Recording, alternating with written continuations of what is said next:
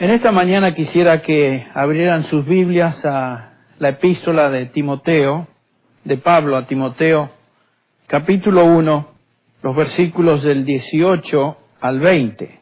Primera de Timoteo, capítulo 1, versículos del 18 al 20, donde el apóstol llama a Timoteo en una forma singular a pelear la buena batalla. En estos versículos vamos a observar tres aspectos de la batalla que debemos entender para poder pelearla bien, pero esta mañana vamos a detenernos en particular a examinar la naturaleza de esta batalla espiritual que todos estamos librando. Los versículos del 18 al 20 dicen así: Este mandamiento, hijo Timoteo, te encargo para que, conforme a las profecías que se hicieron antes en cuanto a ti, milites por ellas la buena milicia, o milites por ella la buena batalla, manteniendo la fe y buena conciencia, desechando la cual naufragaron en cuanto a la fe algunos, de los cuales son Himeneo y Alejandro, a quienes entregué a Satanás para que aprendan a no blasfemar. La palabra o la frase clave en esta porción es: a fin de que pelees la buena batalla. ¿A qué batalla se refiere el apóstol? Como vamos a ver, esta batalla, o Pablo está hablando de una batalla, una milicia cósmica, invisible, a nivel espiritual, que se está llevando a cabo en todo el universo. En su nivel más alto, este conflicto es entre Dios y Satanás.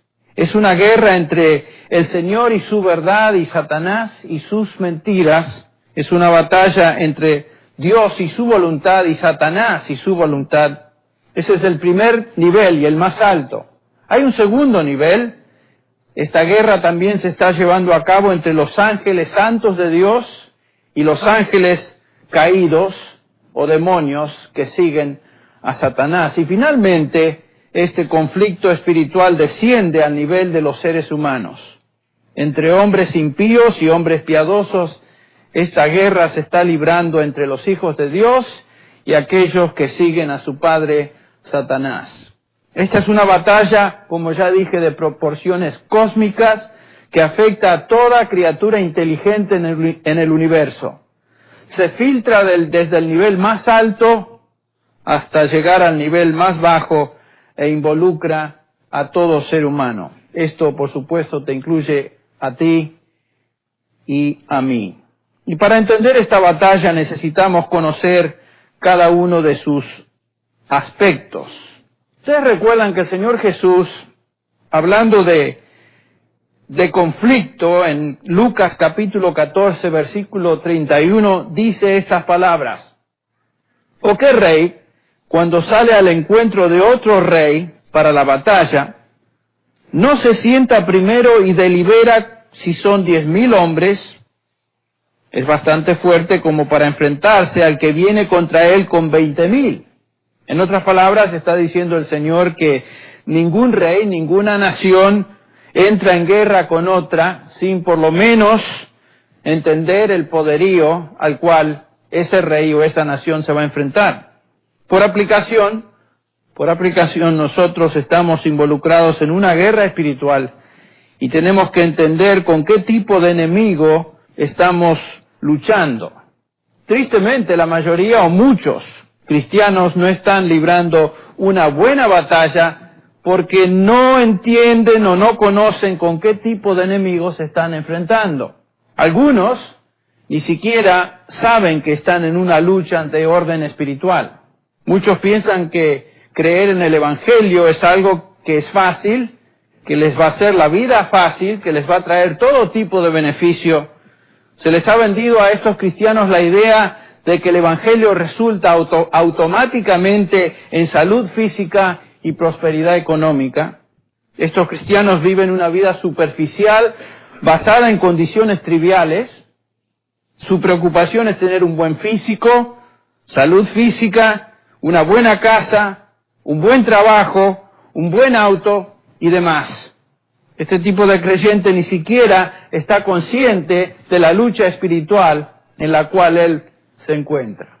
Otros saben que están envueltos en una lucha espiritual contra Satanás y sus huestes, pero no entienden bíblicamente lo que esto significa. Su entendimiento, su concepto de la guerra espiritual es un entendimiento equivocado. Muchos de estos creyentes están viendo, por ejemplo, demonios detrás de cada planta, debajo de cada roca. Por cada lucha o problema personal están listos para atribuir o culpar tal cosa a un demonio específico al cual nombran el demonio del mal genio, o el demonio de la borrachera, o el demonio del enojo, el demonio que sea.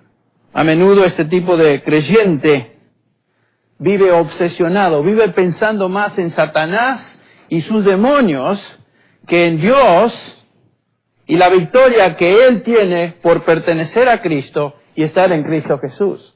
Mucha gente vive obsesionada con Satanás y los demonios. Algunos cristianos, llevando a un extremo esto, piensan que la guerra espiritual es librar una campaña en contra de demonios territoriales.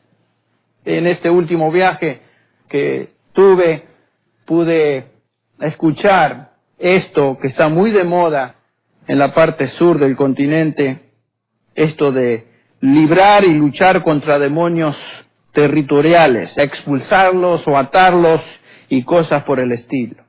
Sin duda, este mundo, la Biblia nos enseña, está en cierta manera bajo el poder del maligno, bajo cierto control de Satanás. De esto nos habla, por ejemplo, el apóstol Juan en su primera epístola, capítulo 5, versículo 19, donde nos dice que todo el mundo yace bajo el poder del maligno, pero en ningún lugar en la Biblia se nos enseña que debemos luchar contra demonios territoriales, ni tampoco se nos enseña cómo hacerlo.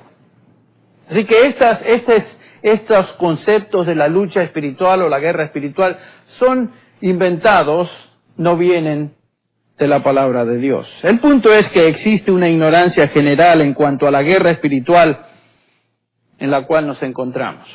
Pablo le dice a Timoteo que él y nosotros, por supuesto, por aplicación, debemos pelear la buena batalla. ¿Dónde se encuentra el origen de esta batalla espiritual de la cual hablamos? Para contestar esa pregunta les invito a ir por unos minutos a Ezequiel capítulo 28. Ezequiel capítulo 28. Aquí el profeta Ezequiel está profetizando en contra de la ciudad de Tiro. Y en el capítulo 28 en particular en contra del rey de Tiro. Pero en esta descripción el profeta va más allá de este personaje, de este rey humano, y se refiere a la fuente que inspiraba a este hombre. Este rey era simplemente un instrumento en las manos de Satanás, como vamos a ver. Satanás usó a ese rey, así como usa y está detrás de toda nación impía en este mundo, como nos enseña, por ejemplo, el profeta Daniel. ¿Qué es lo que observamos en Ezequiel 28? En los primeros versículos de este capítulo, en los versículos 1 y 2, este individuo se identifica como el rey o príncipe de Tiro. Dice así: vino a mí la palabra del Señor diciendo, hijo de hombre, di al príncipe de Tiro, así dice Jehová, o así dice el Señor Dios. En primer lugar se dirige a este hombre, pero en el versículo, comenzando con el versículo 12 de este capítulo, leemos lo siguiente: hijo de hombre, eleva una elegía sobre el rey de Tiro y dile, así dice el Señor Dios, tú eras el sello de la perfección, lleno de sabiduría y perfecto en hermosura. ¿De qué está hablando? Dice que era el sello de la perfección. ¿Qué quiere decir? Describe a este individuo como alguien sellado, alguien terminado. Y este era un sello que Ezequiel dice era un sello de perfección en hermosura, lleno de sabiduría y perfecto en belleza. Obviamente esta no es una descripción de un individuo, un ser humano.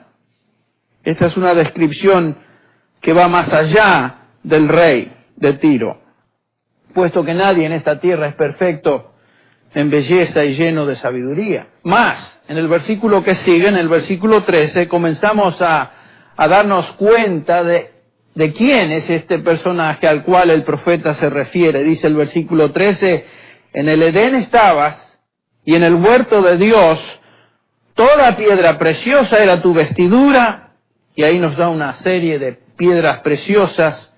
El día en que fuiste creado, fueron todos preparados, al final del versículo. El rey de Tiro, entre paréntesis, nunca estuvo en el jardín del Edén.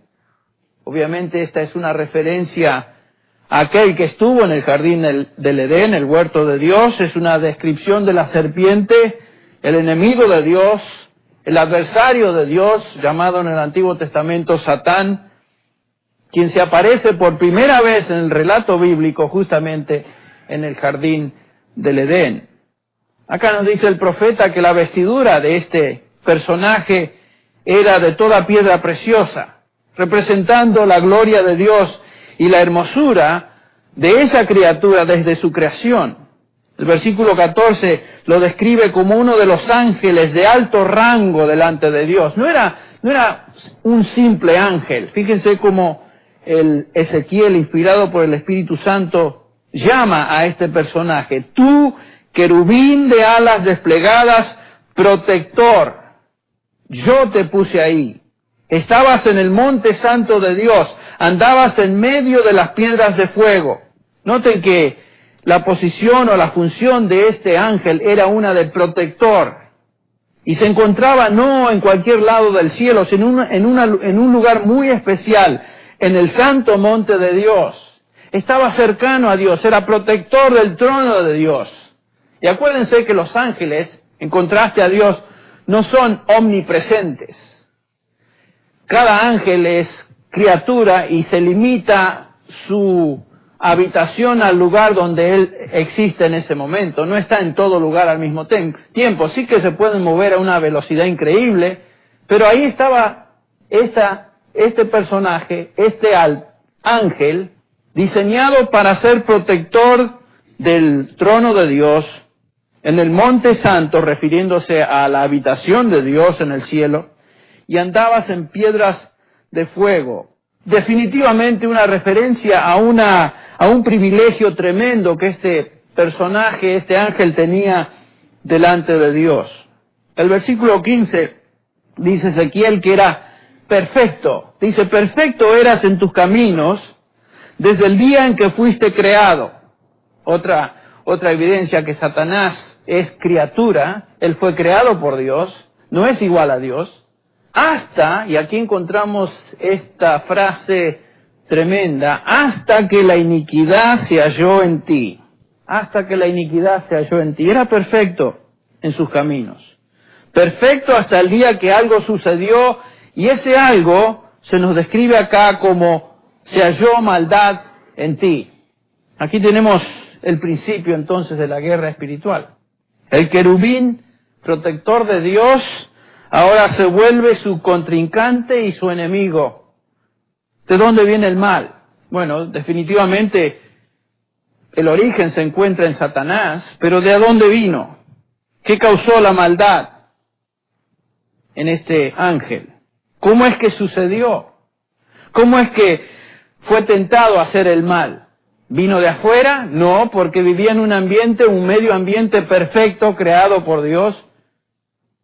¿Fue el resultado de su naturaleza? Bueno, nos dice que Él fue perfecto, Él mismo fue creado perfectamente. Entonces, lo único que el pasaje nos enseña es que Satanás, en su interior, se volvió inicuo. No entendemos cómo sucedió.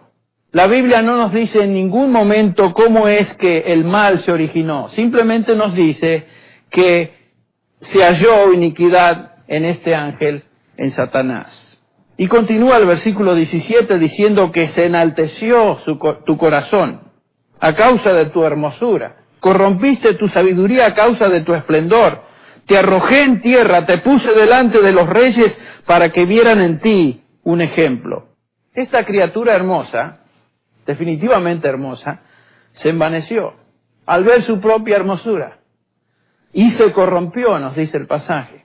Y como resultado de esa soberbia, de esa corrupción, el Señor lo arroja del cielo hacia la tierra. Y finalmente sabemos que Satanás va a ser destruido. Pero ¿cuál fue el pecado específico de Satanás? Bueno, acá nos dice que la iniquidad se halló en él, pero otro pasaje paralelo es Isaías capítulo 14.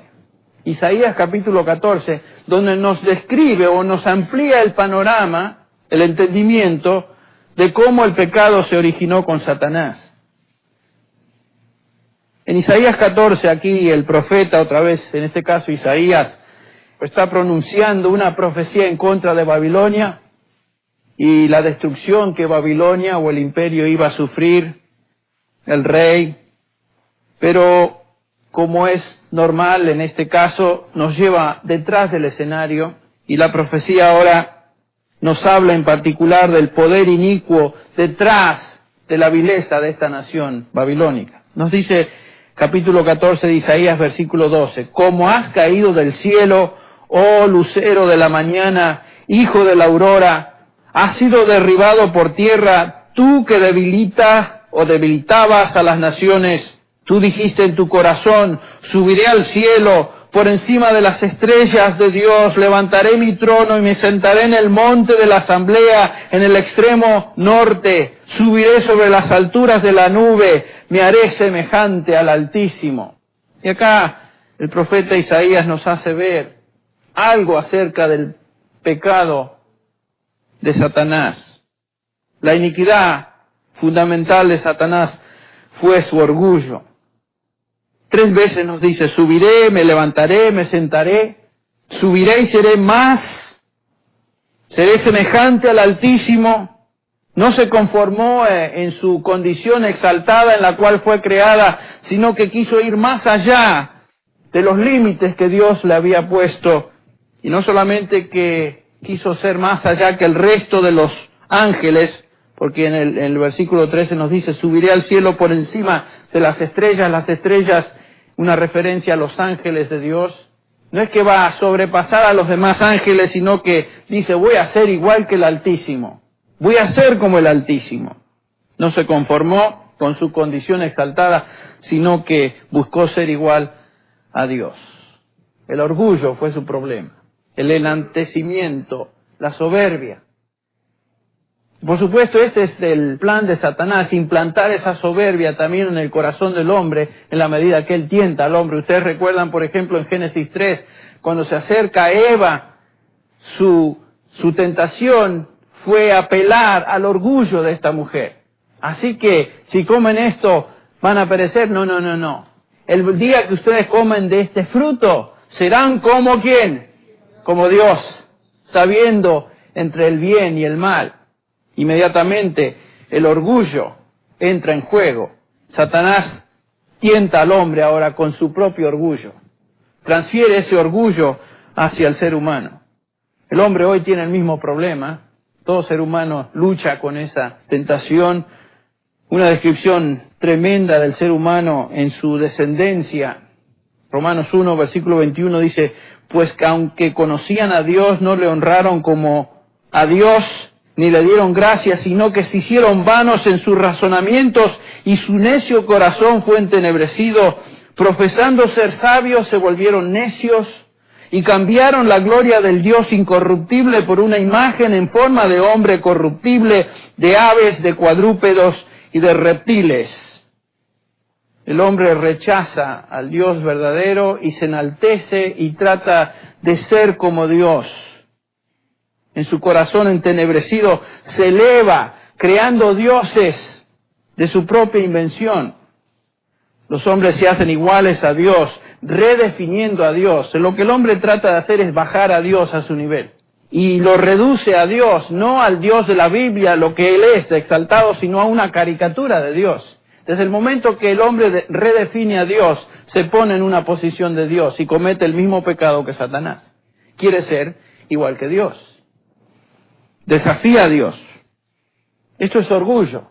Es el mismo problema que hizo caer a Satanás. La arrogancia es el legado que Lucifer, Satán, deja a la humanidad. Y como respuesta de esta soberbia, nos dice Isaías capítulo 14, versículo 15, que Dios promete destruir a este personaje en el versículo 15 dice, sin embargo, ha sido derribado al Seol, a lo más remoto del abismo. Dios derriba a Satanás y finalmente será arrojado en el abismo, en el lugar que fue justamente creado por Dios para Satanás y sus ángeles. Ahí va a terminar. La arrogancia lo va a llevar a su destrucción. ¿Quiso ser igual a Dios? No puede ser igual a Dios. Y va a terminar en la destrucción. Dios derriba a Satanás y finalmente será arrojado en el abismo. Pero entre tanto, Satanás tiene libertad de hacer de las suyas, diríamos, y controlar, y tratar de destruir, y hacer su obra destructora. En Job capítulo 1, ustedes recuerdan, capítulo 1 y capítulo 2, dice que Satanás o los hijos de Dios se reunieron. Capítulo 1, versículo 6, nos da una imagen de la obra de Satanás entre los hombres. Capítulo 1, versículo 6 dice que vinieron a presentarse delante de Jehová los hijos de Dios, entre los cuales vino también Satanás. Satanás es la palabra destructor o adversario. Y dijo Jehová a Satanás, ¿de dónde vienes? Respondiendo Satanás, a Jehová dijo, de rodear la tierra y de andar por ella. Aquí es la obra de Satanás, rondeando la tierra y haciendo cualquier cosa para destruir o disminuir la obra de Dios. Y Jehová le dijo a Satanás, ¿has considerado a mi siervo Job, que no hay otro como él en la tierra, justo, perfecto, recto, temeroso de Dios y apartado del mal? Y sabemos la respuesta de Satanás, qué vivo. Es así porque tú lo cuidas, tú lo proteges, le das riquezas, lo cuidas, lo proteges de una forma especial y por supuesto él te respeta, pero tócale que vas a ver cómo te insulta y te maldice en tu rostro. Entonces sabemos la historia que Dios permite a Satanás tocar a Job en 2 ocasiones y vemos que Satanás no puede lograr lo que buscaba, destruir a Job, ni destruir su fe. Satanás anda definitivamente como león rugiente buscando a quien devorar, y Job aquí representa la vida de cualquier creyente, cualquier hijo de Dios en la Escritura. Sí es cierto que Dios nos protege, sí es cierto que Dios permite que Satanás nos ataque, pero finalmente Satanás no va a lograr lo que se propone, porque los propósitos de Dios son ciertos y son eternos, y Él nunca va a poder destruir lo que Dios ya ha establecido en su soberana voluntad. Satanás trató de destruir al siervo Job, pero no lo logró.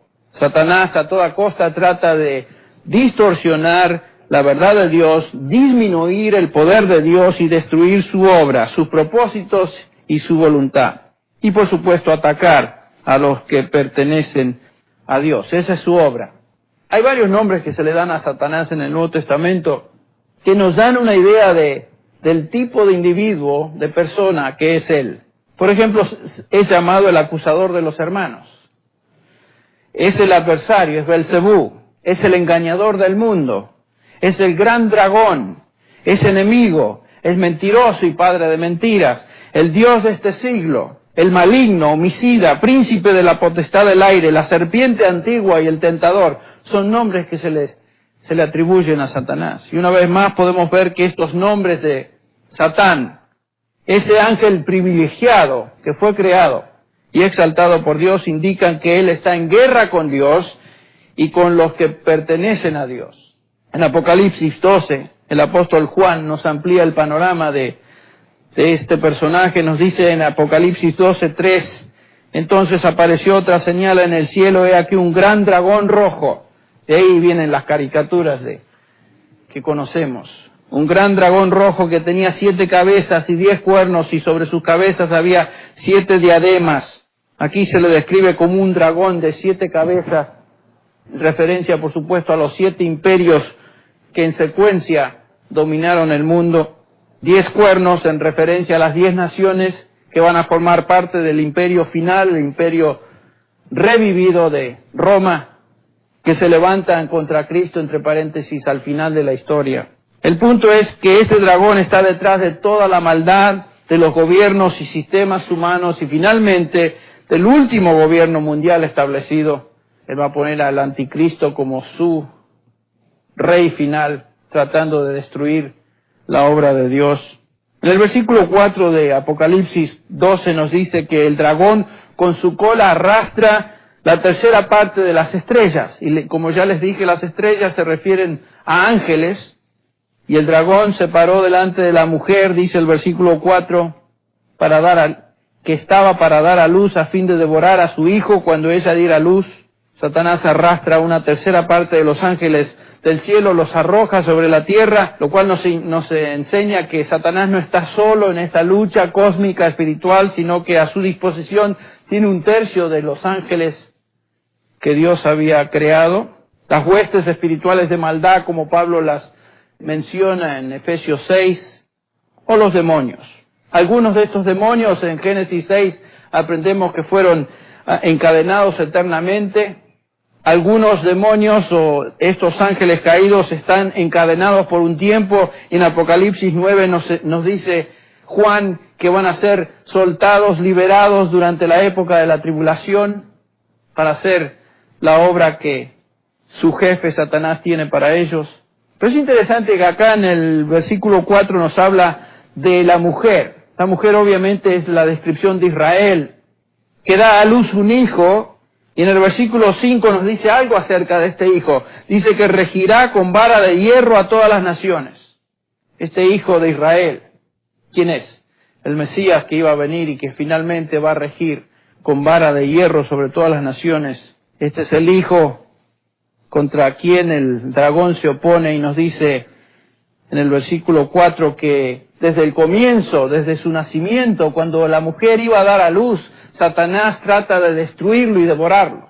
Obviamente sabemos en las páginas del Nuevo Testamento que Satanás hizo todo lo posible para destruir al Hijo de Dios. Ustedes recuerdan que cuando Herodes supo que el rey iba a nacer, destruye a todos los niños, los bebés, más o menos entre 2 años de edad, para estar seguro que liquidaba al rey que iba a nacer, no toleraba. ¿Quién estaba detrás de ese movimiento? Satanás. Sabemos que Satanás trató de tentar a Jesús para que se lanzara al abismo, trató de tentar a Jesús para que le obedeciera y de tal manera su obra redentora no pudiera ser llevada a cabo, que cayera en tentación. Cuando Cristo fue llevado a la cruz y murió, Satanás pensó que había logrado la victoria. Ustedes recuerdan que Génesis, por ejemplo, capítulo 3, versículo 15 nos dice que tú vas a hacer, él te va a herir en la cabeza y tú le vas a herir en el calcañar, en una referencia al hecho de que Satanás iba a herir al Hijo de Dios. De alguna manera pensó que poniéndolo en la cruz o permitiendo que eso sucediera, él ganaba la victoria. Lo único que hizo es que su cabeza sea aplastada, porque en la obra de la cruz Cristo selló la destrucción final de su enemigo Satanás. Satanás, el dragón, siempre ha tratado de devorar y destruir al Señor Jesús y su obra. Claro, odia a Dios, odia al Hijo de Dios. Satanás está tratando hoy de destruir la obra de Cristo en la iglesia, los hijos de Dios. Satanás luchará contra Cristo en el futuro, en su segunda venida. La razón de esta guerra es porque Satanás odia a Dios y por consecuencia odia a su Hijo y odia a toda persona que pertenezca a Dios. En el versículo 17 de Apocalipsis 12 dice que el dragón va a hacer guerra contra los que guardan los mandamientos de Dios y tienen el testimonio de Jesús. Guerra contra Dios, guerra contra el Hijo de Dios y guerra contra los que llevan el testimonio de Jesús. Eso, hermano y hermana, somos nosotros. Satanás está en contra nuestra. Ahora, Satanás no está particularmente interesado en cada uno de nosotros como individuos, eso hay que subrayarlo, sino en destruir el testimonio y la obra de Dios. Porque Satanás odia por sobre todas las cosas a Dios. Seré como el Altísimo, no pudo lograrlo y está en contra de Dios. Y cuando un cristiano es atacado por Satanás y derrotado, esta derrota de alguna manera refleja a Dios. Cuando uno de nosotros somos tentados y tenemos victoria, esa victoria también refleja a Dios, honra a Dios. Entonces, amados hermanos, tenemos que estar conscientes de que nos encontramos en una guerra espiritual continua, sin tregua. Estamos bajo el ataque del enemigo de Dios, Satanás, quien dirige a sus huestes en contra nuestra. Ahora, ¿cómo se manifiesta esta guerra? ¿De qué formas nos ataca o ataca a la iglesia? Bueno, en primer lugar, su primer frente de batalla en contra de la iglesia es cegando la mente de aquellos que no creen. Comienza con el evangelismo. 2 Corintios 4:3 dice Pablo, y si todavía nuestro evangelio está velado, para los que se pierden está velado, en los cuales el Dios de este mundo, ahí está la descripción de Satanás, el Dios de este mundo ha cegado el entendimiento de los incrédulos para que no vean el resplandor del evangelio de la gloria de Cristo, que es la imagen de Dios. Este es el primer nivel de ataque. Satanás no quiere que el evangelio de Cristo brille, no quiere que el evangelio de salvación se predique, porque cada vez que alguien se convierte es una derrota para Satanás. Satanás no quiere que este evangelio sea conocido y ciega el entendimiento de la gente de muchas maneras, manteniéndolos ignorantes, engañándolos con alguna religión falsa, haciéndolos confiar en su propia inteligencia. ¿Cuánta gente se cree Estaba escuchando un programa por la radio de un ateo que decía que por medio de su razonamiento cualquier persona podía llegar a la conclusión de que cómo es posible que haya Dios. Bueno, la Biblia me dice que el necio dice en su corazón no hay Dios. Esta persona estaba diciendo que su inteligencia era superior a Dios. ¿Quién está detrás de ese engaño? Satanás. Satanás también engaña o ciega a los incrédulos manteniéndolos en una vida llena de impiedad.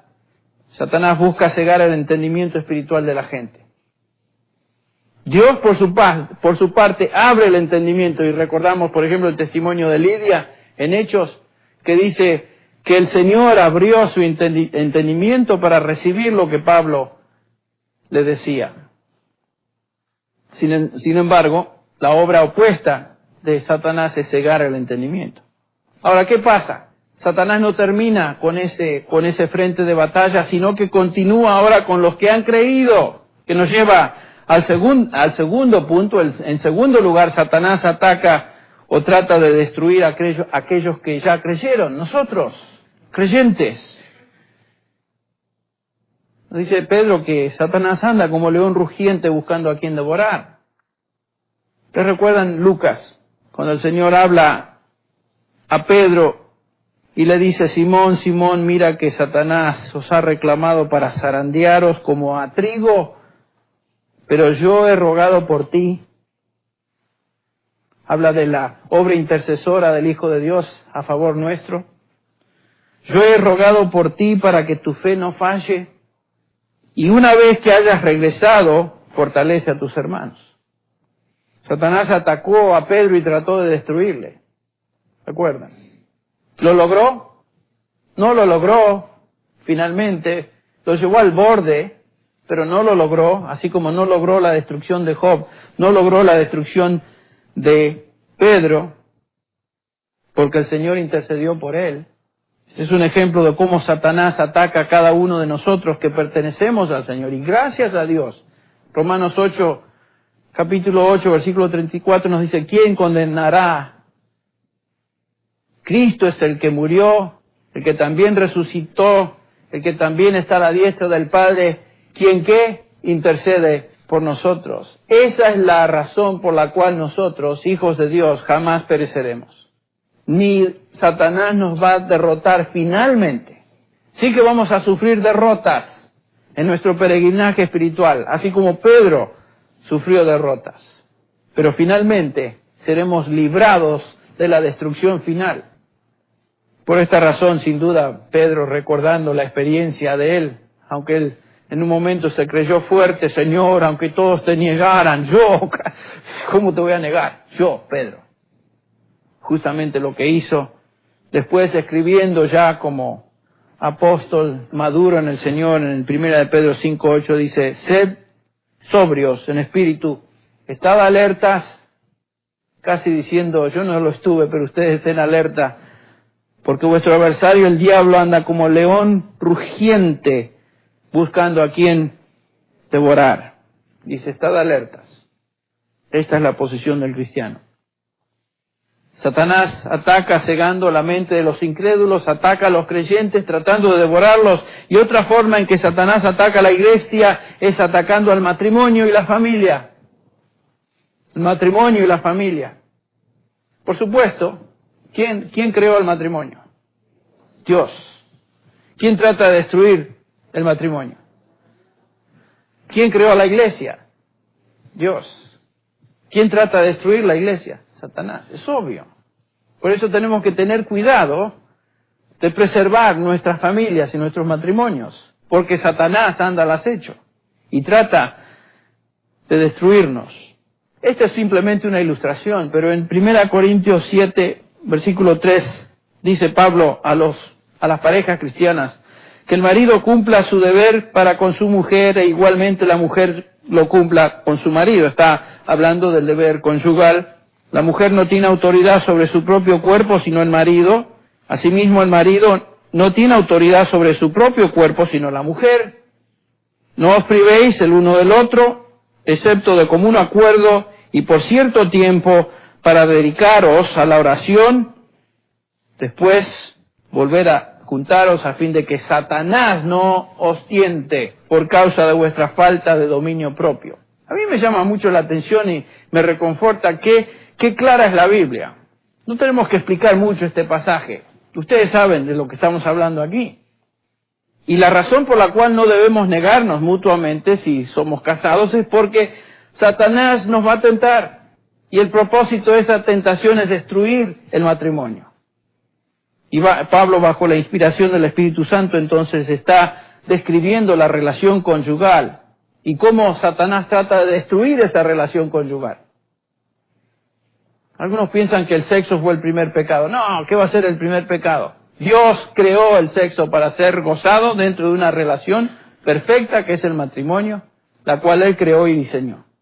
La exhortación entonces es de mantener una relación donde tanto el marido como la mujer tengan cuidado de llenar sus necesidades conyugales o sufrir las consecuencias del ataque de Satanás. El punto es que Satanás está haciendo todo lo que puede para destruir el matrimonio cristiano. Y ciertamente las estadísticas demuestran que está teniendo abundante éxito en este departamento, donde miles de cristianos están terminando en el divorcio.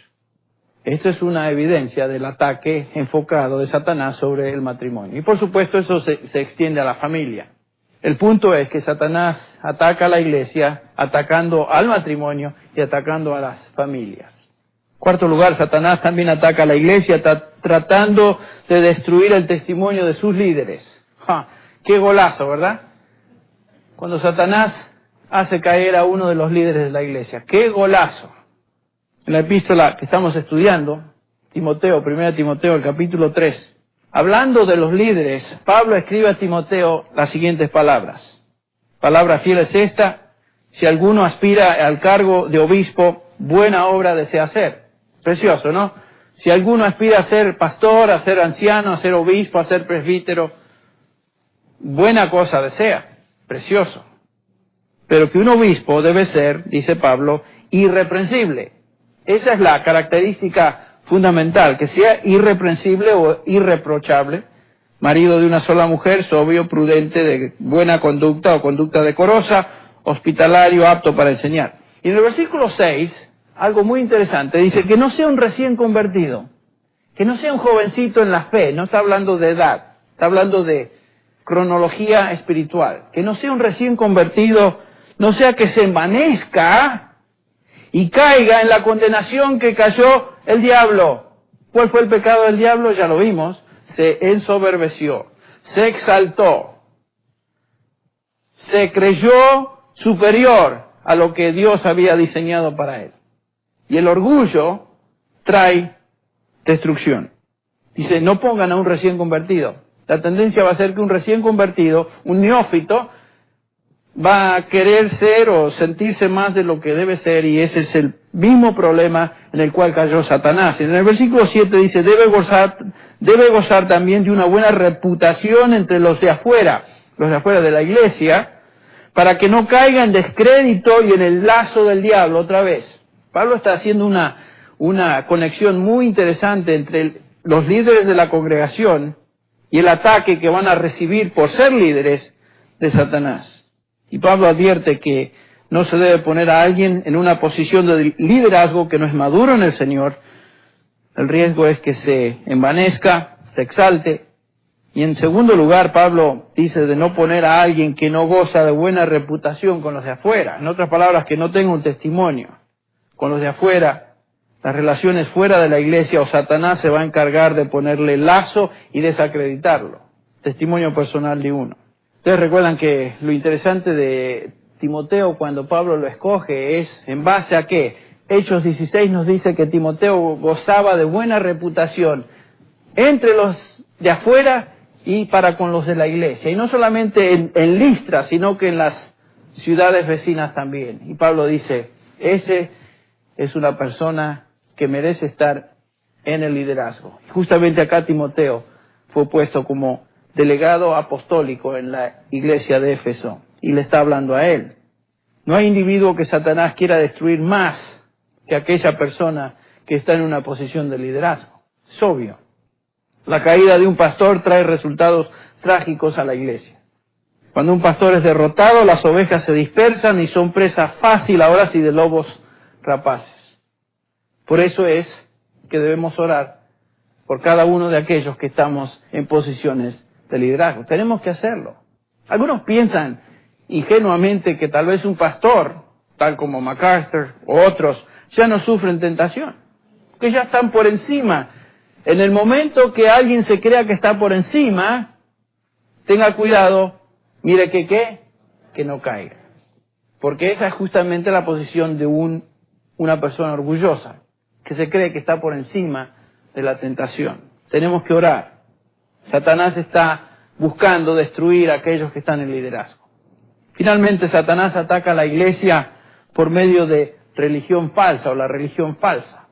Satanás va a tratar de infiltrarse en la iglesia por medio de falsos maestros, que es lo que estaba ocurriendo ya en Éfeso. Por afuera estos falsos maestros pretenden ser buenas personas. Nadie va a venir enseñando falsedad con un uniforme rojo y con una cola larga y un tridente. Al contrario, un falso maestro se va a presentar como un ángel de luz. Es lo que dice 2 Corintios 11:13, porque los tales son falsos apóstoles, obreros fraudulentos que se disfrazan no como el diablo, sino que se disfrazan como apóstoles de Cristo. Eso es lo que dicen, eso es lo que hablan, eso es lo que pretenden por afuera. Y no es de extrañar, dice Pablo, pues aún Satanás se disfraza como un ángel de luz.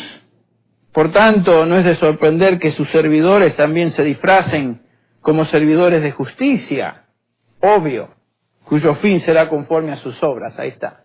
No lo que dicen, no lo que aparentan, sino lo que hacen.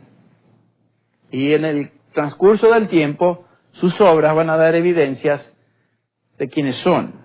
Cualquier persona que enseñe un falso evangelio, falsa doctrina, por más inofensivo que esta persona parezca por afuera, por más piadosa que sea por afuera, el tal es un servidor de Satanás. Y hay que tratarlo como tal. Y simplemente, estas personas están haciendo la obra de su padre, Satanás, que es buscar la destrucción de la iglesia.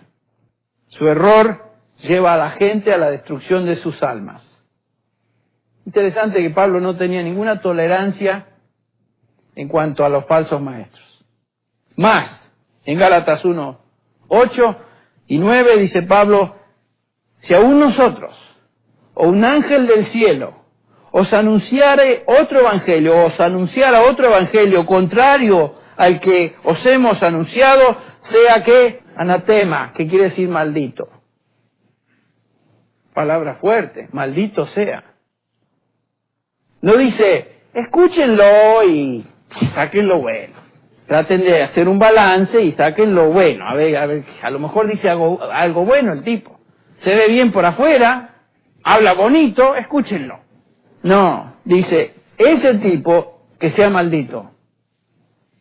Y si a alguien se le pasó lo que acaba de decir en el versículo 9, dice, como hemos dicho antes, también lo repito ahora, si alguno os anuncia un evangelio contrario al que recibisteis, sea maldito. Otra vez, maldito sea. Dos versículos, uno detrás del otro. Estamos en una guerra espiritual de proporciones cósmicas. Fuimos llamados a pelear una buena batalla. Nuestro enemigo es Satanás y sus ángeles. ¿Cómo debemos pelear? Bueno, Pablo nos dice que debemos utilizar ciertas armas. Y estamos llegando a la conclusión. Según Corintios 10:4 dice Pablo, porque las armas de nuestra contienda no son carnales, sino poderosas en Dios para la destrucción de fortalezas, destruyendo especulaciones y todo razonamiento altivo que se levanta contra el conocimiento de Dios, y poniendo todo pensamiento en cautiverio a la obediencia de Cristo. Lo que Pablo está diciendo, en resumen, no podemos pelear una guerra espiritual con armas físicas o con armas carnales. No podemos depender en nuestro propio intelecto. No podemos descansar en nuestra sabiduría humana.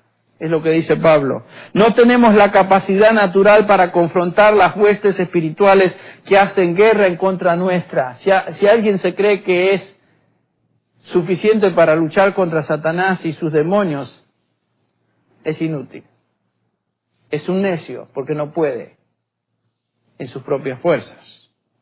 Nuestras armas son espirituales y dice Pablo, son poderosas para destruir todo aquello que se levanta en contra del conocimiento de Dios.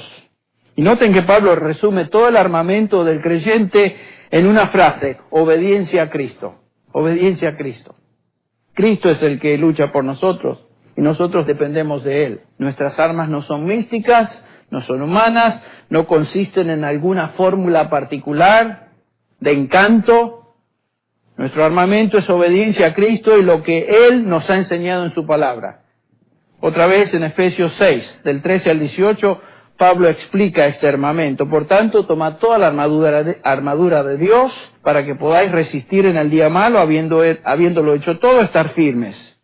Estad pues firmes, ceñida vuestra cintura con la verdad, revestidos con la coraza de la justicia, calzados con el evangelio de la paz, en todo tomando el escudo de la fe, con el que podréis apagar todos los dardos del maligno. Tomad también el yelmo de la salvación y la espada del Espíritu, que es la palabra de Dios, con toda oración y súplica, orad en todo tiempo en el Espíritu, y así velad, con toda perseverancia y súplica por todos los santos. En resumen, nuestra armadura para la guerra espiritual son la palabra de Dios y la oración en todo tiempo.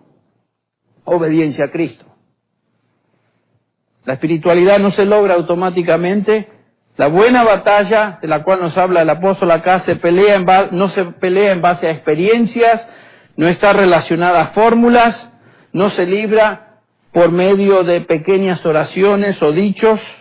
La buena batalla se pelea y se gana con una vida de oración en obediencia a la palabra de Dios, la cual Él usa como espada, que penetra y deja su marca en el reino de las tinieblas.